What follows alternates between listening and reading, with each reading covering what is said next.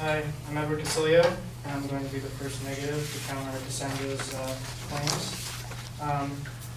Her first claim is basically that we should have a right to death.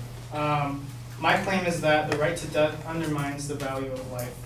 According to the Declaration of Independence, this is stated by Robert P. George and William C. Porth Jr. from the National Review in 1995. They state that each of us is endowed by our Creator with certain inalienable rights, including, notably, the right to life. Inalienable, that means we can't have it taken away. By having physician-assisted suicide, that means it can be taken away.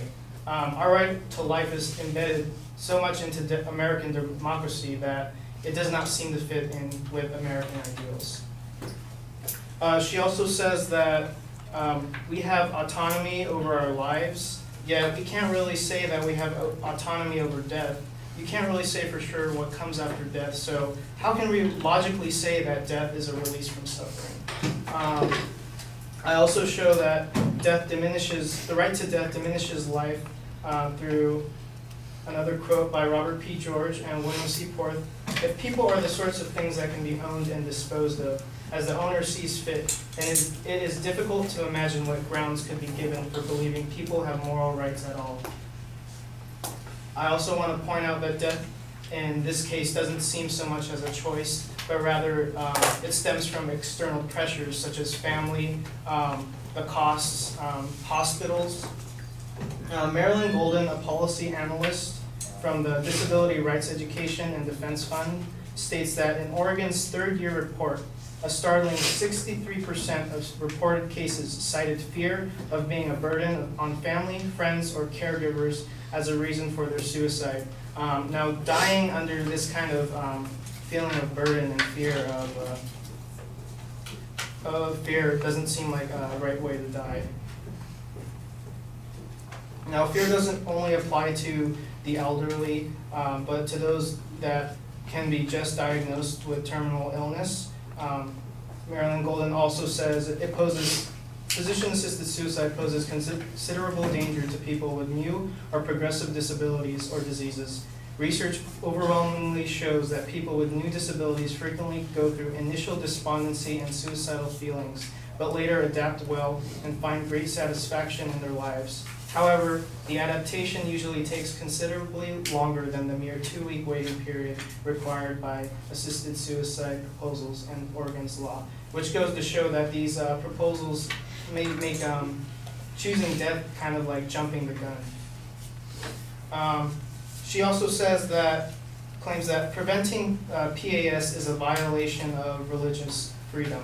However, I claim that PAS is a violation of religious belief.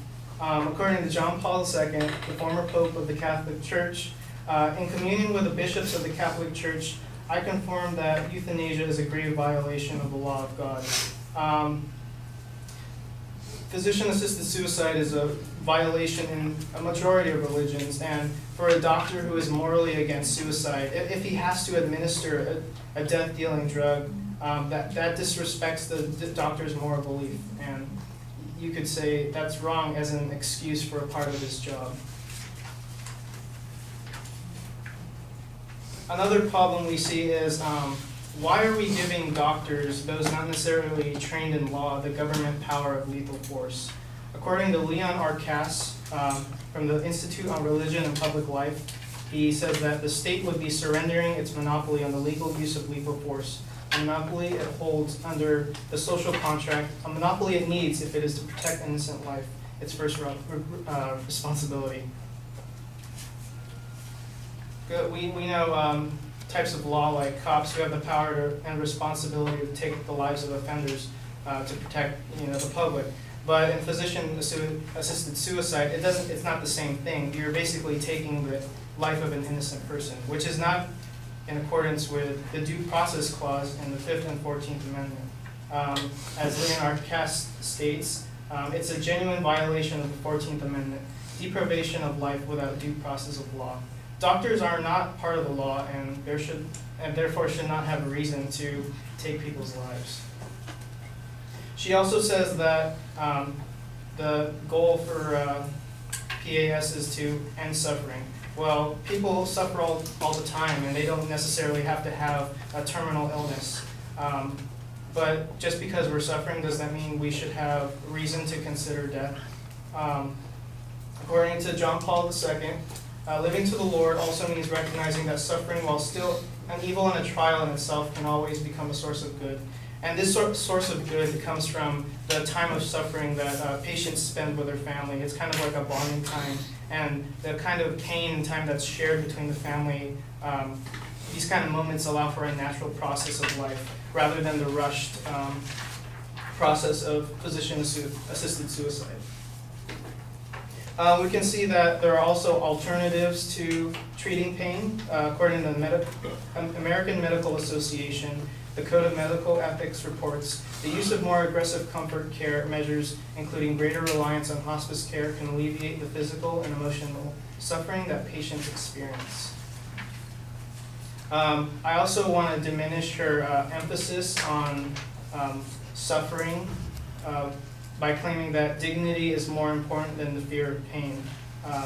One assisted suicide advocate, quoted by Marilyn Golden, says that pain is not the main reason we want to die. It's the indignity. It's the inability to get out of bed or get onto the bed. However, many thousands of people with disabilities who rely on personal assistance have learned that needing help is not undignified, and death is not better than reliance on assistance. Thank you.